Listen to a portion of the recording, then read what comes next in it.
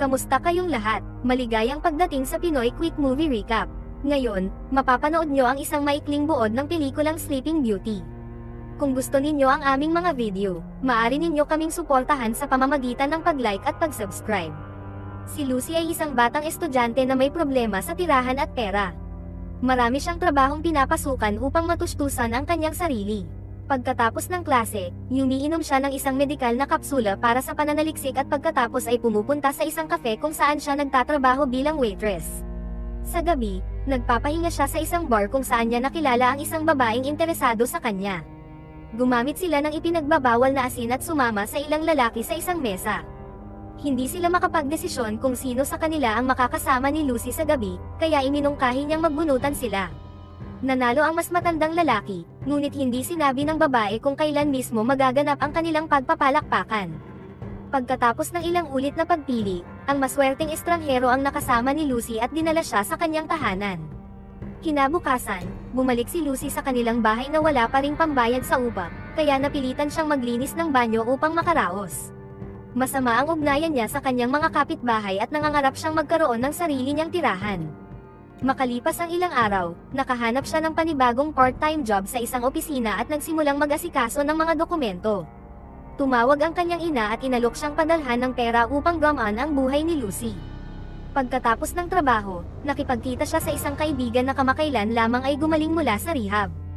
Inalagaan niya ito siya si Birdman, pinadalhan ng pagkain at inumin. Ngunit hindi pa rin sapat ang kanyang kita, kaya nagdesisyon siyang tumugon sa isang anunsyo sa pahayagan ng kanilang paaralan. Sa interview, ikinwento ni Clara ang tungkol sa isang bagong trabaho, ngunit una niyang tinanong kung may masasamang bisyo si Lucy, kung umiinom ba siya ng gamot, at kung may allergy siya sa anumang medisina. Iminungkahi ni Clara na magtrabaho si Lucy bilang waitress sa isang pribado at elitistang club kung saan nagsisilbi ang mga babae sa mga customer habang walang mga tapal-odo. Wala siyang dapat asahang promosyon, ngunit malaki ang kikitain niyang pera na magagamit niya sa pag-aaral at pansariling luho. Matapos ang interview at masusing eksaminasyon, sumailalim si Lucy sa ilang cosmetic procedures at muling binisita si Birdman, na halos hindi na lumalabas ng bahay at dumaranas ng matinding depresyon mula sa pag-detox. Siya lamang ang tumutulong sa kanya at naging matalik na kaibigan, at kalaunan, ang babaeng minamahal niya. Kinagabihan, tinawagan si Lucy ni Thomas, ang katulong ni Clara, at inayos ang kanilang pagkikita. Agad siyang nagtungo sa isang eksklusibong club kung saan siya at iba pang mga babae na nakapantulog ay nagsisilbi sa matatandang mayayamang lalaki. Sa isang punto, sinubukang biruin ni Lucy ng isa sa mga bisita sa pamamagitan ng paghaplos sa kanyang binti. Nabasag niya ang isang mamahaling decanter ng alak, ngunit hindi siya pinagalitan ng administrator ng club at binigyan pa siya ng sahod para sa gabi. Pag-uwi niya, binilang ni Lucy ang kanyang madaling kinita at sinunog ang isang perang papel, damang-dama niya ang pagiging malaya at independent. Kinabukasan, nagtrabaho siyang muli sa opisina, ngunit hindi na siya gaanong nababahala dahil maliit lang ang kita roon kumpara sa kanyang bagong trabaho. Kinagabihan, bumalik siya sa club at pagkatapos ay nagpunta sa bar para magpalipas ng gabi sa kung sino mang una niyang makilala. Kinaumagahan, dinalaw niya si Birdman at tinanong kung mahal siya nito. Hindi lamang siya nito mahal, handa pa itong pakasalan siya.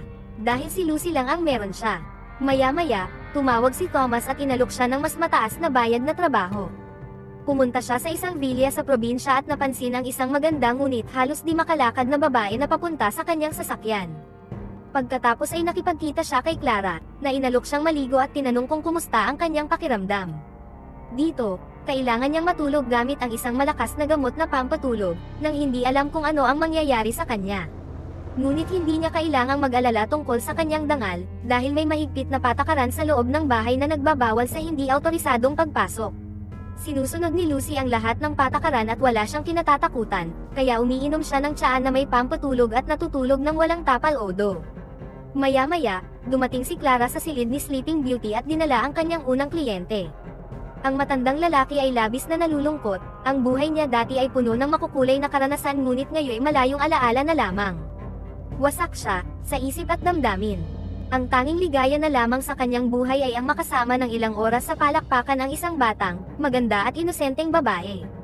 Pag-alis ni Clara, nag-alis ng tapal-odo ang lalaki at nahiga sa tabi ni Lucy upang makatulog sa yakap ng Sleeping Beauty. Ilang oras matapos iyon, umuwi si Lucy at muling nakipagtalo sa kanyang mga kapitbahay. Sawa na sila sa kanya at pinayagang manatili sa bahay ng 2 linggo na lang. Hindi niya ito tinanggap ng basta-basta at nagtungo sa isang ahensyang pabahay upang umupa ng isang mamahaling apartment na may malawak na bintanang tanaw ang lungsod. Sa gabi, hindi siya makatulog, pagod man sa trabaho, puno pa rin siya ng enerhiya.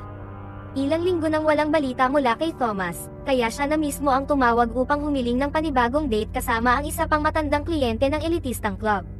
Mahal ang upa sa bagong tirahan, kaya bumalik siya sa trabaho sa opisina at muling uminom ng kapsulang medikal para kumita ng dagdag na pera.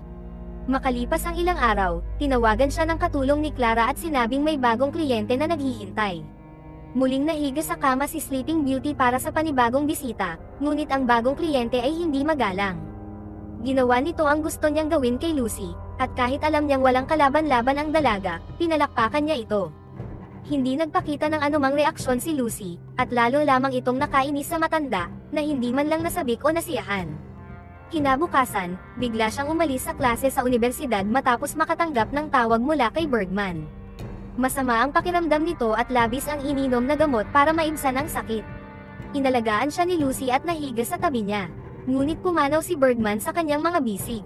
Ilang araw matapos ang libing, muling nakita ni Lucy ang kanyang dating kasintahan. Tinanong niya ito kung mahal pa rin siya nito tulad ng dati. Tinanggihan siya ng lalaki, may iba na ito at wala nang puwang si Lucy sa buhay niya. Pagkaraan ng ilang kliyente, nagbitiw si Lucy sa kanyang part-time na trabaho sa opisina at bumili ng maliit at lihim na kamera mula sa isang tindahan ng appliances. Sinubukan niya ito habang nasa klase at pagkatapos ay umuwi. Sa biyahe pauwi, napansin niya ang isang babaeng natutulog sa loob ng tren, kita ang kahinaan at kawalang malay. Nakita niya ang sarili sa babaeng iyon, katulad ng nararamdaman niya sa Villa, mahina at walang kontrol. Pagkatapos ng shift sa cafe, pumayag si Lucy sa mungkahi ng isang katrabaho na uminom ng pampasiglang gamot upang mag-relax at magsaya. Nag-swimming sila sa gabi at nag-enjoy. Kinaumagahan, nagising si Lucy sa kanyang apartment katabi ang bartender. Tumawag si Thomas, nasa labas na raw siya at hinihintay siya upang muling pumunta sa Villa para sa panibagong kliyente. Nagmadaling nag-ayos si Lucy at sumakay sa sasakyan.